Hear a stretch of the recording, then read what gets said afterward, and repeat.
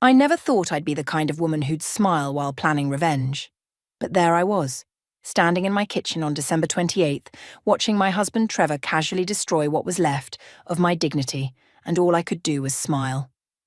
"So, babe, I was thinking," Trevor said, not even looking up from his phone as he leaned against the counter. "Vanessa's going to join us for New Year's Eve dinner." My knife stopped mid-chop. A piece of carrot sat there on my cutting board, half sliced, frozen in time just like me. I could feel my heartbeat in my ears, that familiar rush of heat that came whenever her name entered our house. "Oh?" I managed to say, my voice surprisingly steady. "Yeah, she mentioned she didn't have plans and I thought it would be nice. You know, intimate dinner, just the three of us. Like old times." He finally glanced up and I saw something in his eyes that made my stomach turn. Excitement.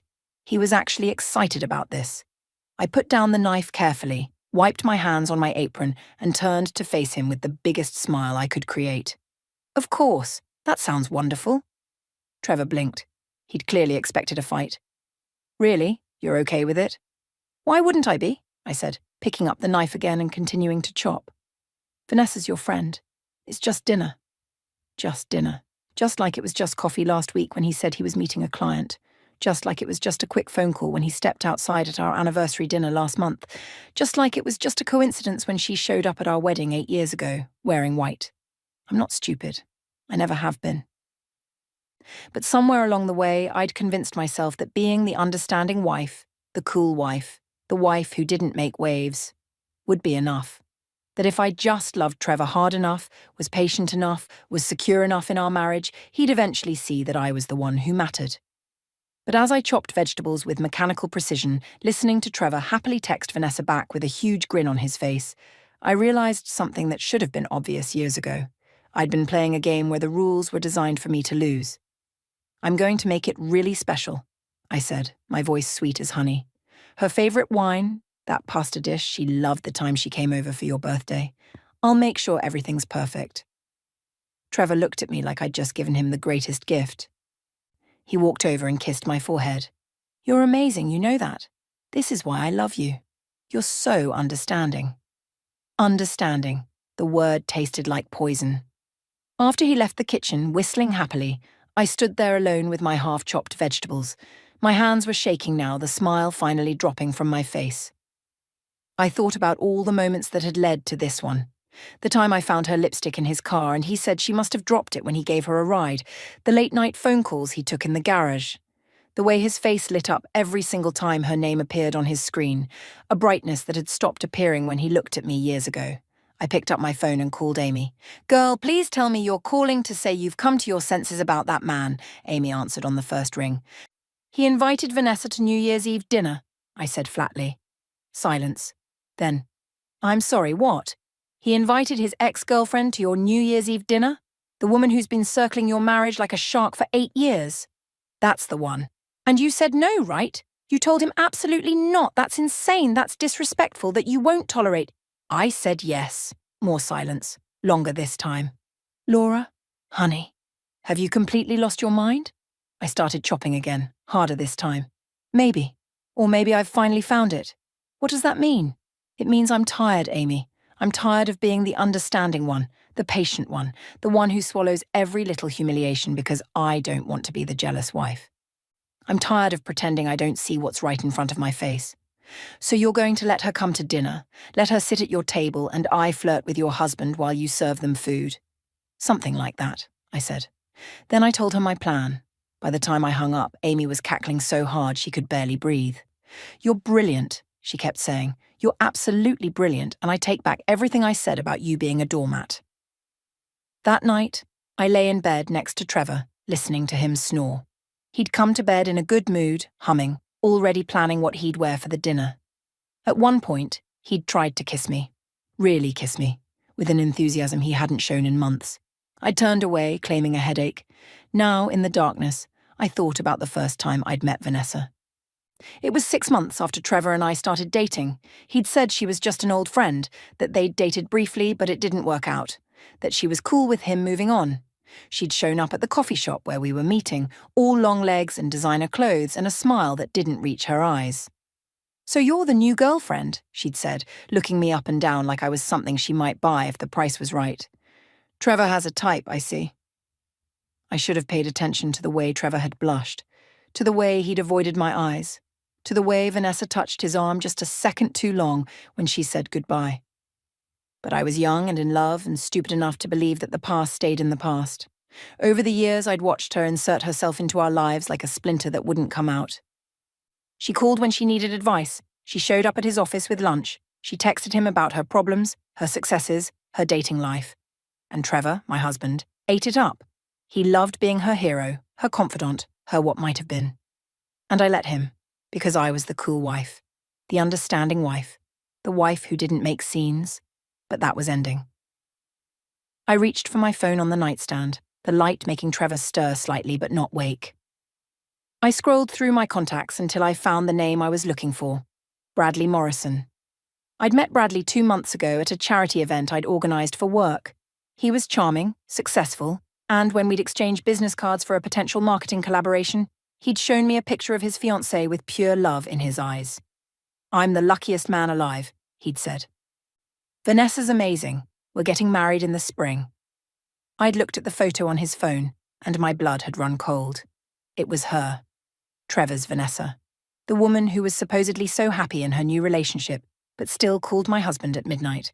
The woman who was engaged but somehow still had time to grab coffee with her ex-boyfriend every week. I'd smiled at Bradley and congratulated him, and we'd exchanged numbers. At the time, I didn't know why I was keeping his contact information. Maybe some part of me knew this moment would come. Maybe some part of me had already started planning. Now, staring at his name in my phone, I made my decision. My finger hovered over the call button for just a moment before I set the phone down. Not tonight. Tomorrow I'd make the call. Tomorrow I'd set everything in motion. Tomorrow I'd stop being the understanding wife and become something else entirely. I smiled in the darkness, and this time, it was real. The next morning, December 29th, I woke up with a clarity I hadn't felt in years. Trevor was already in the shower, singing off-key, probably already thinking about Vanessa sitting at our dining table tomorrow night. I listened to him for a moment, and instead of the usual sadness that had become my constant companion, I felt something different. Power. I made coffee and toast, acting like nothing had changed. Trevor came downstairs already dressed, his hair styled with more product than usual for a regular workday. "Big meeting today?" I asked innocently. "Just want to look sharp," he said, checking his reflection in the microwave door. "You know how it is." I knew exactly how it was. He wanted to look good for the inevitable phone call or text exchange with Vanessa about tomorrow's dinner. I handed him his coffee with a smile that made him relax. He thought he'd won. He thought I'd rolled over and accepted this humiliation like I'd accepted all the others. The moment his car pulled out of the driveway, I grabbed my phone. My hands were steadier than I expected as I dialed Bradley's number. It rang 3 times and I almost hung up. Almost. "Bradley Morrison," he answered in that professional lawyer voice. "Bradley, hi. This is Laura Bennett. We met at the charity auction a couple months back. You were interested in my firm handling some marketing for your practice." "Laura? Of course I remember. How are you?"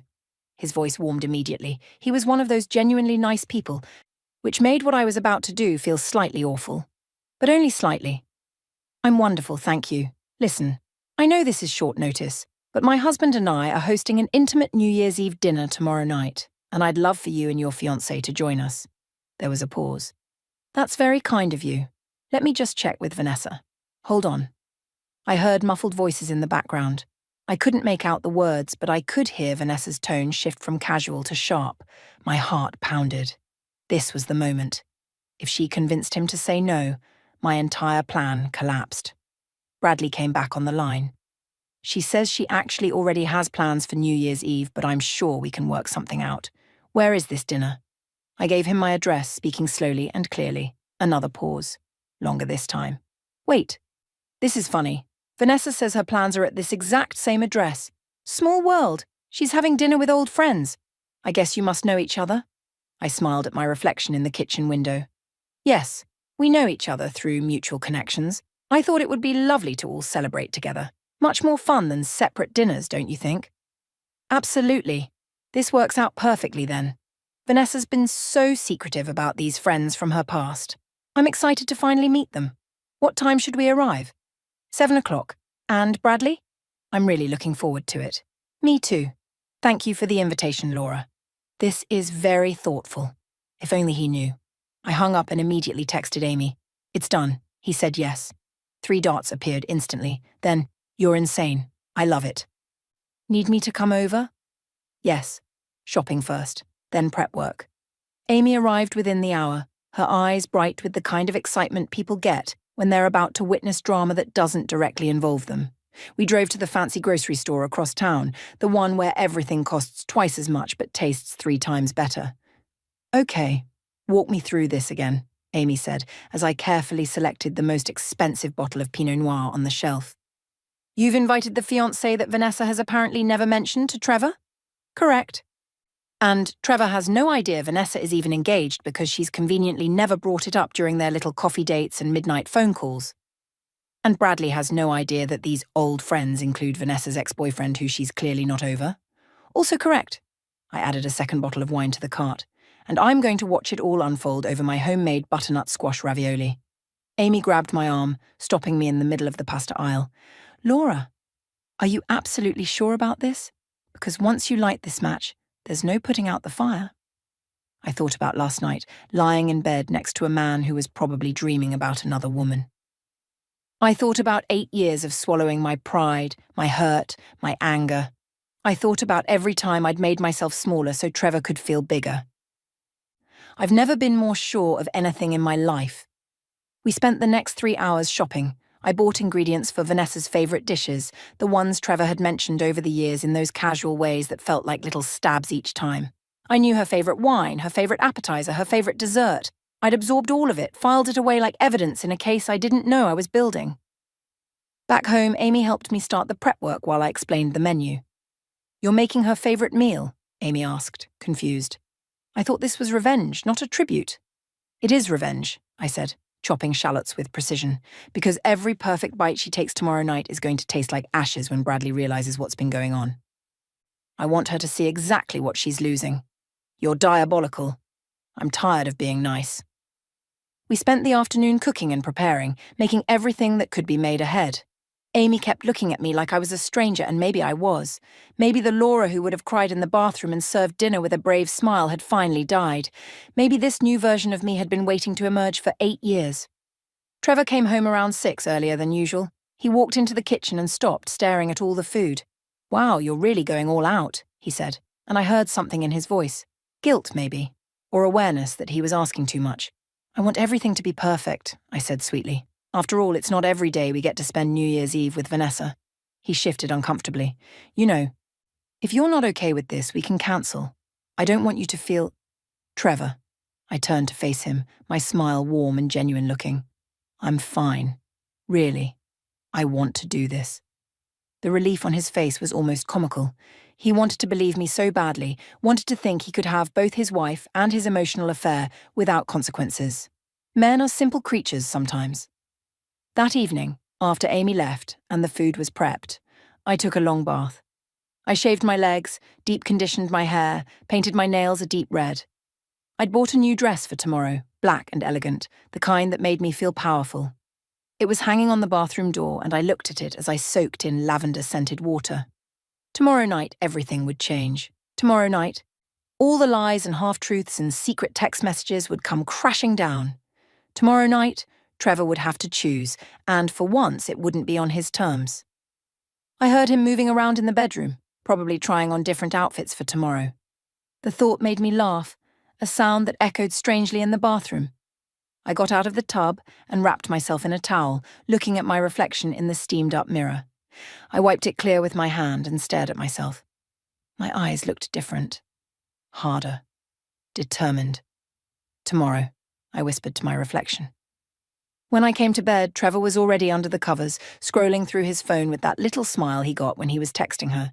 He didn't even try to hide it anymore. Vanessa's really excited about tomorrow, he said, still looking at his screen. She says she's looking forward to spending time with us. With you. I'm looking forward to it too, I said, sliding into bed beside him. It's going to be a night nobody forgets. He finally put down his phone and looked at me. You're being amazing about this, you know that? A lot of wives would be threatened by their husband staying friends with an ex. I smiled in the darkness. I'm not threatened by Vanessa. And I wasn't. Not anymore. Because tomorrow night I wasn't just serving dinner. I was serving truth, ice cold and impossible to swallow. Tomorrow night, the real feast would begin.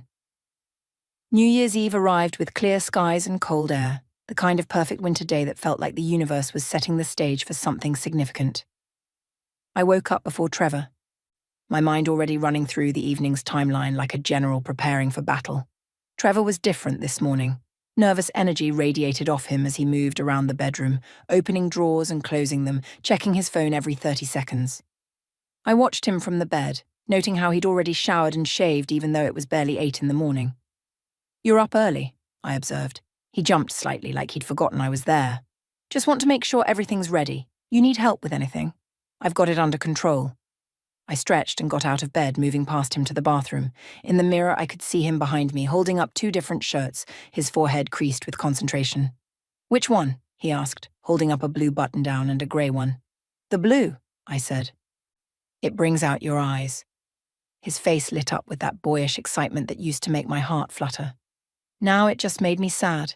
He was choosing his outfit for her, not for me, and we both knew it even if he'd never admitted out loud.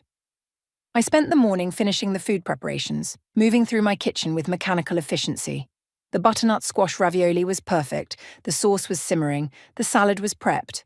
I'd made a chocolate torte because Vanessa had mentioned once 3 years ago at some dinner party that it was her favourite dessert. Trevor had remembered and told me about it later, not realising how that casual comment would sit in my chest like a stone. Around 2 in the afternoon, I went upstairs to get ready. I took my time, treating each step like armour I was putting on. The shower, the lotion, the makeup applied with careful precision. I dried my hair until it fell in smooth waves around my shoulders, then stepped into the black dress I'd bought. It fit perfectly.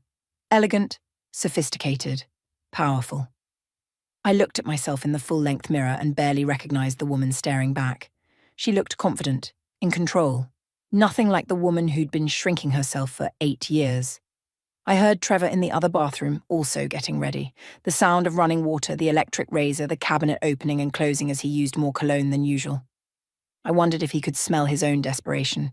By 6 o'clock, the house was ready.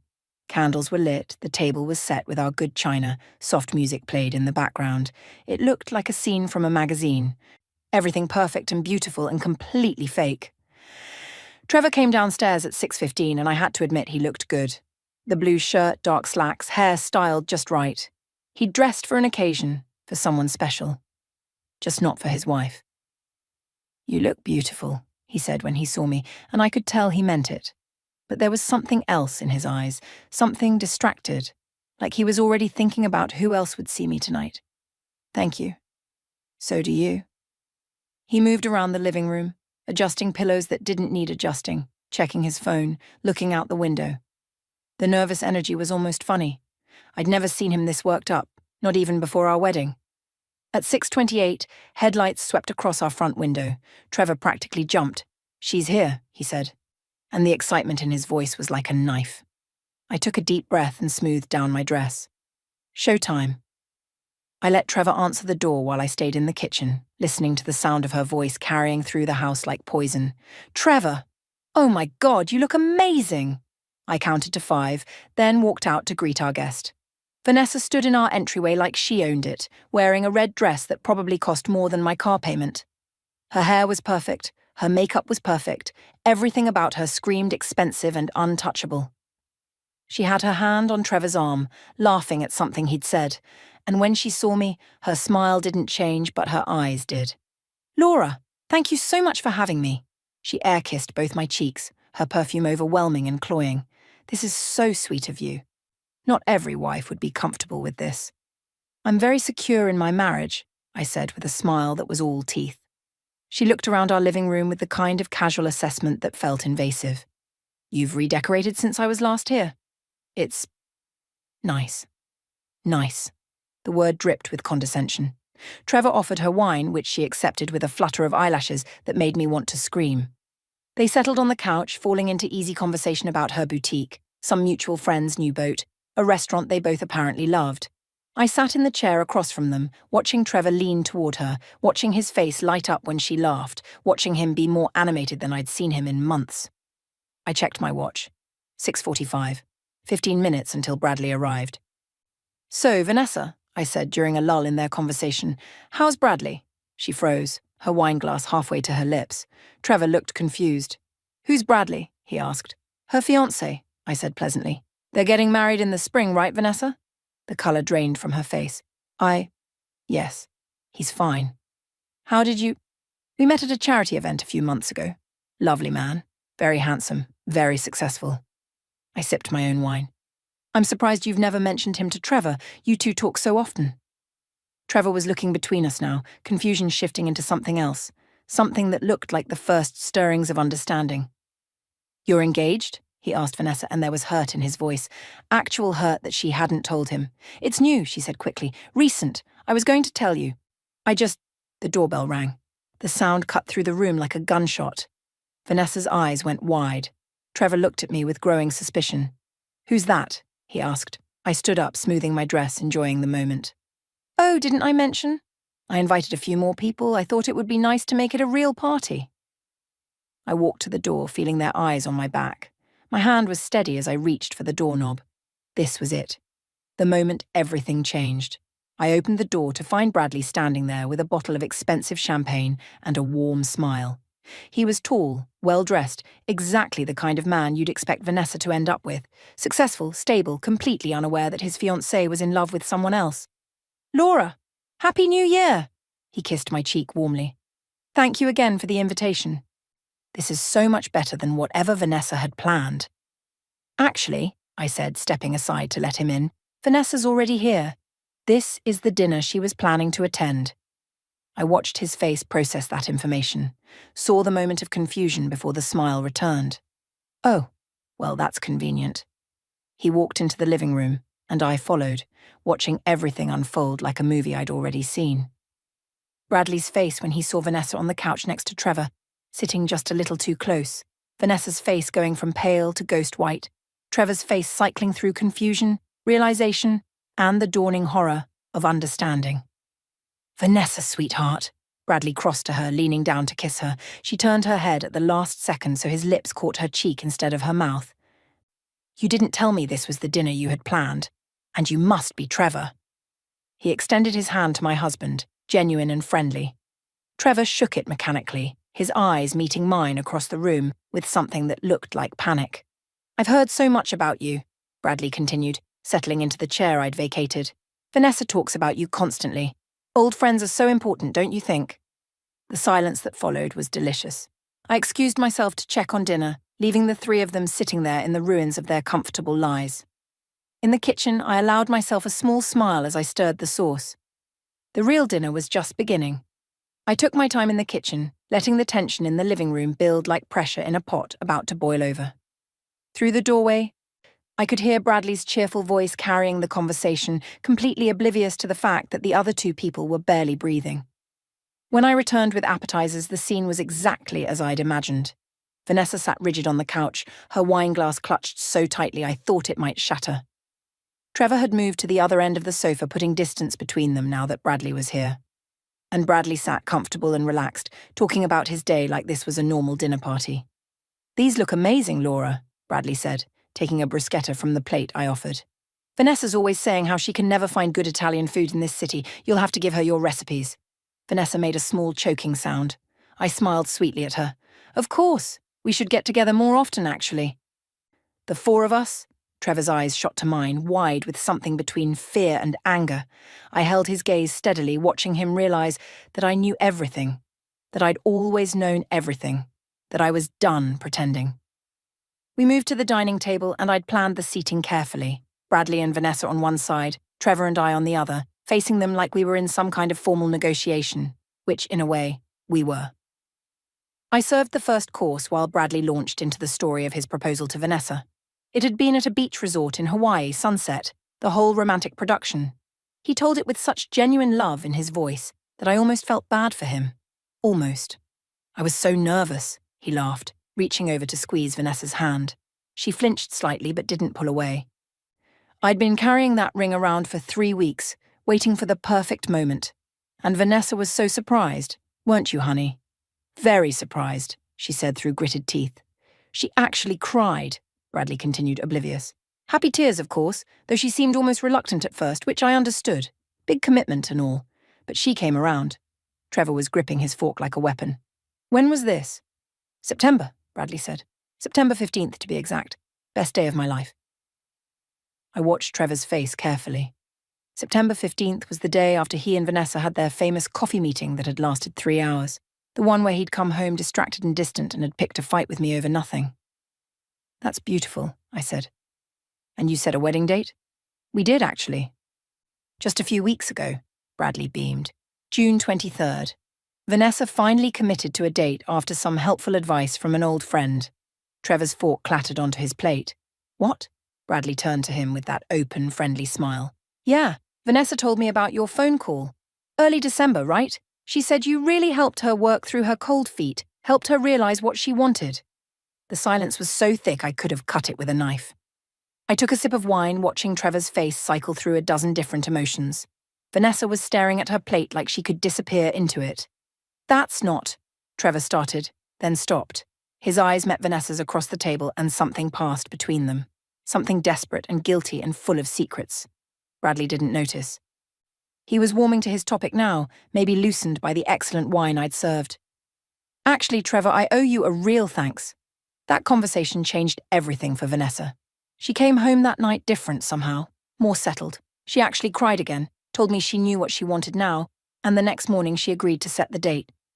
What exactly did they talk about? I asked innocently. In that phone call? Vanessa's head snapped up. Bradley, maybe we shouldn't… Oh, Vanessa's just embarrassed, Bradley said, waving her off. She told me she called you because she was having doubts about us, about getting married. She wanted perspective from someone who knew her well, who'd dated her before. Trevor looked like he might be sick. I could see his mind working, trying to figure out how much Bradley actually knew, how much Vanessa had told him. And what advice did you give her, Trevor? I asked, my voice still sweet and innocent. I don't really remember, Trevor mumbled. Really? Bradley seemed surprised. Vanessa said it was a long conversation, over an hour. She said you talked about relationships, about making choices, about… He paused, trying to remember. What was it you said, honey? Something about following your heart? Vanessa stood up abruptly, her chair scraping against the floor. I need to use the restroom. She practically fled from the table. Bradley looked confused for the first time. Is she okay? Wedding stress, probably, I said smoothly. It's a lot of pressure. Bradley nodded, but I could see the first seeds of doubt creeping into his expression. He looked at Trevor, really looked at him. And I saw the lawyer in him start to emerge, the one who noticed details, who read people for a living. How long did you and Vanessa date? Bradley asked casually. Trevor shifted in his seat. A couple years, in our 20s, long time ago. And you stayed close after? We're friends, that's all. Good friends, I interjected. They talk at least once a week, sometimes more. They have coffee together, lunch meetings. Trevor values her opinion on everything from business decisions to what tie to wear. Trevor's face flushed red. Laura, it's wonderful, I continued, ignoring him, that they've maintained such a close friendship after all these years. Not many exes can do that. It takes a special kind of connection. Bradley's expression was changing now, the friendliness hardening into something more analytical. Once a week? Vanessa never mentioned that, didn't she? I tilted my head. That's strange. I would think you'd know about your fiancé's close male friendships. Laura, stop, Trevor said, his voice low and urgent. Stop what? I'm just making conversation. I turned to Bradley with wide, innocent eyes. Did Vanessa tell you that Trevor still has the photo of them from college in his wallet? Or that she sends him good morning texts most days? Or that she called him crying at midnight 2 weeks ago because she was having doubts about the wedding? Trevor stood up so fast his chair fell backward. That's enough. Bradley stood too, but slower, his whole demeanour shifted. The friendly dinner guest was gone, replaced by a man who'd just realised he'd been lied to. Is this true? Bradley, I can explain. Vanessa's voice came from the doorway. She was back from the bathroom, her makeup freshly fixed, but her eyes were red. Explain what? Bradley's voice was cold now. Explain why my fiancé has been having an emotional affair with her ex-boyfriend? Explain why you've been lying to me for months about your relationship with him? It's not like that, Vanessa said, but her voice was weak. Then what is it like? Bradley turned to Trevor. That phone call in December. What did you really talk about? Trevor looked at Vanessa, then at me, then back at Bradley. I could see him trying to calculate what to say, how to minimize the damage, but there was no minimizing this. Not anymore. Tell him, I said quietly. Tell him what you told Vanessa that night. Trevor's face crumbled. We talked about feelings, about the past. What feelings? Bradley demanded. The words hung in the air, waiting. Vanessa was crying now, silent tears running down her perfect face. Trevor looked broken, caught between two versions of himself. And I sat there, watching my carefully constructed plan unfold exactly as I'd designed it, feeling nothing but cold satisfaction. Trevor's mouth opened and closed like a fish drowning in air. The silence stretched so long I could hear the candles flickering on the table. Finally, Vanessa spoke, her voice barely a whisper. Bradley, please, can we talk about this privately? No. Bradley's voice was sharp, nothing like the warm man who'd walked through my door an hour ago. I want to hear it here. I want to hear the truth from both of you right now. What did you talk about in December, Trevor? Trevor's eyes found mine across the table. And in them I saw something I'd never seen before. Fear. Real, genuine fear that he was about to lose everything. Good. I told her. He swallowed hard. I told her that I sometimes wonder what would have happened if we'd stayed together, if I'd made a different choice. The words landed like bombs. Bradley took a step back, his face going pale.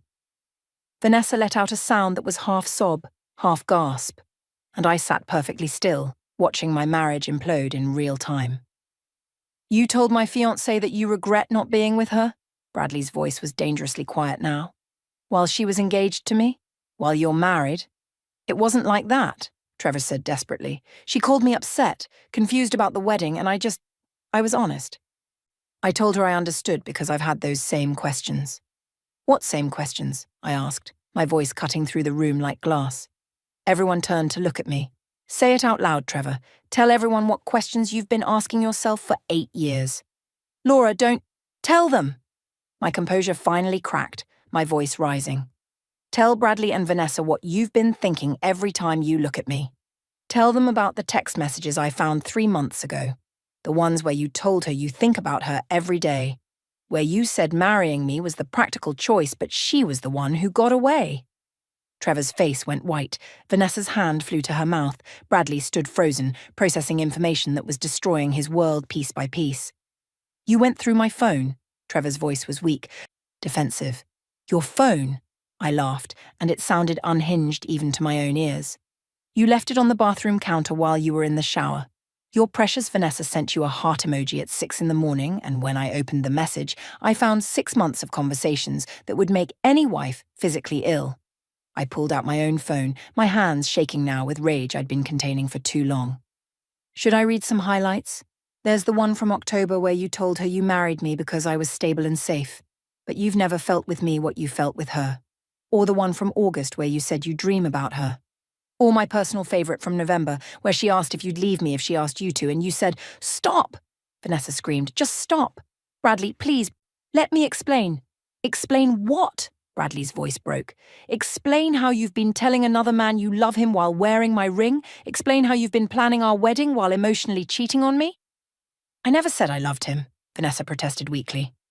I scrolled through my phone where I'd screenshotted every message before Trevor had the chance to delete them. December 3rd. Vanessa wrote, "I love you. You know that, right?" "I always have." Trevor responded, "I know. I love you too. I'm sorry for everything." The room exploded. Bradley turned on Vanessa with such fury she stumbled backward. "You told him you love him while you're engaged to me." "It's not the same," she sobbed. "It's different. It's complicated. We have history." "We were building a future," Bradley shouted. "Or I thought we were." "Was any of it real?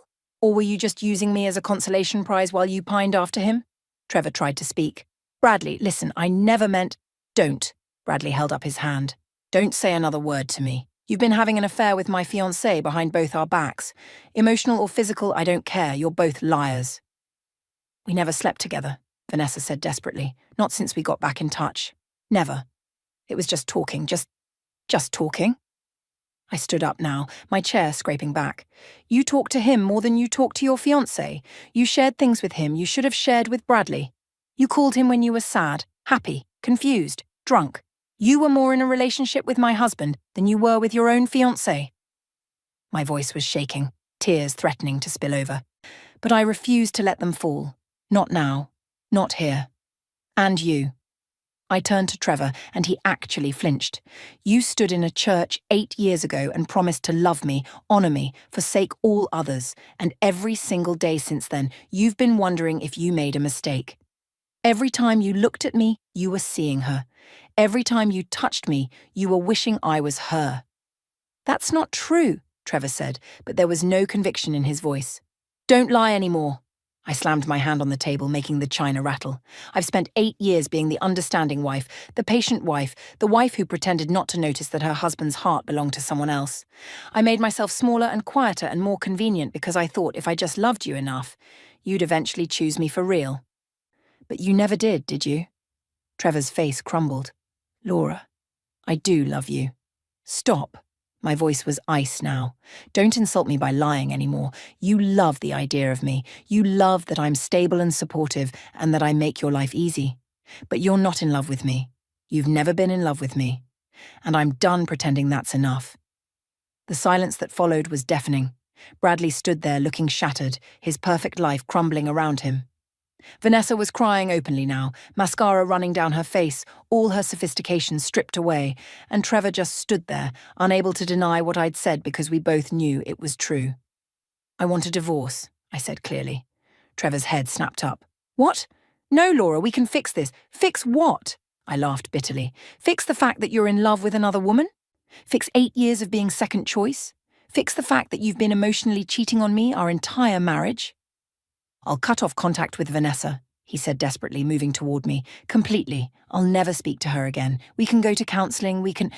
I don't want your desperate promises, I said, backing away from him. I don't want to be the woman you settle for because your first choice is marrying someone else. I don't want to spend the rest of my life wondering if you're thinking about her. I'm done, Trevor. We're done. Bradley had been silent, watching this unfold with a kind of horrified fascination. Now he turned to Vanessa. We're leaving. Pack your things from my apartment tomorrow. The wedding's off. Don't contact me. Bradley, no, please. Vanessa grabbed his arm, but he shook her off. You made your choice, he said coldly. You chose him. You've been choosing him all along. So congratulations, you can have him. He walked toward the door and Vanessa looked desperately between him and Trevor. For a moment I thought she might run after Bradley, might try to salvage her engagement, but instead she turned to Trevor, tears streaming down her face. Trevor, she whispered. Tell me this meant something. Tell me I didn't ruin everything for nothing. Trevor looked at her, and I saw it all play out on his face. The longing, the regret, the temptation. He opened his mouth to speak. Don't, I said quietly. Don't do it in my house. He closed his mouth. Vanessa let out a broken sob and ran after Bradley, but he was already gone. His car pulling out of the driveway as she stumbled onto the front lawn in her expensive heels. And then it was just Trevor and me, standing in our dining room surrounded by the ruins of our carefully prepared New Year's Eve dinner. The candles were still burning. The food was getting cold. The clock on the wall showed 11:45. Laura, Trevor said, his voice cracking, please, I know I've been terrible. I know I've hurt you, but I love you. I do. I chose you. I married you. You chose security, I corrected. You married me because Vanessa wasn't available and I was safe and convenient, but you never let her go. Not really. And I've wasted 8 years of my life being your backup plan. I walked past him to the door, grabbing my coat and purse from the closet. Where are you going? He asked desperately. Away from here. Away from you. I turned to look at him one last time. You can have the house tonight. I'll send my lawyer's information next week. It's New Year's Eve, he said stupidly, like that mattered. Then, it's the perfect time for a new beginning. I walked out into the cold night air, leaving my husband standing alone in the house we'd shared, the life we'd built, the lie we'd lived. I got in my car and drove to Amy's apartment where I knew she'd be waiting with champagne and tissues and the kind of friendship that didn't come with conditions or second place. At midnight, as fireworks exploded over the city, Amy and I stood on her balcony with our glasses raised. To new beginnings, she said. To never being someone's second choice again, I added. We drank and I felt something shift inside me. The pain was there, sharp and real, but underneath it was something else. Relief. Freedom. the knowledge that I'd finally chosen myself. My phone buzzed. Trevor calling desperately. I declined it and blocked his number. Then I poured another glass of champagne and toasted the woman I'd been and the woman I was becoming. 3 months later, I'd signed the divorce papers and moved into a bright apartment downtown. I'd heard through mutual friends that Vanessa and Bradley had broken up and that she'd been trying to contact Trevor. I'd also heard that Trevor had been desperately trying to reach me, leaving messages with friends, sending flowers to my office, even showing up at my new place once before I threatened to call the police. But I'd changed my number, changed my life, changed myself. I wasn't angry anymore. I wasn't hurt. I was just free. And as I sat in my new apartment, drinking coffee and watching the sunrise over a city full of possibilities, I realized that the best revenge wasn't destroying Trevor and Vanessa's relationship. It was building a life where they didn't matter at all.